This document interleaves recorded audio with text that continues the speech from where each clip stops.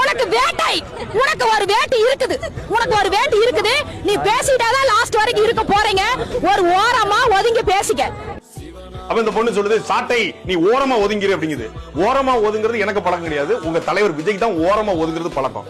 ஏன்னா கரூர்ல இருந்து 41 பேர் துள்ளத்துறைக்கு செத்து போன பேர் ஓரமா ஒதுங்கி போய் பனையூர்ல படுத்து கிடந்தாரு. அப்புறம் பனையூர் வந்து பட்டினப்பாக்கம் ஒதுங்கினாரு. அப்புறம் பட்டினப்பாக்கத்துல இருந்து பனையூர் ஒதுங்கினாரு. அப்புறம் கோவால போய் ஒதுங்கினதா சொன்னாங்க. இப்படி பல இடங்கள ஒதுங்குறது அவருக்கு தான் வழக்கம் ஒழிய எங்களுக்கு ஒதுங்குறதோ பதுங்குறதோ வழக்கம் கிடையாது.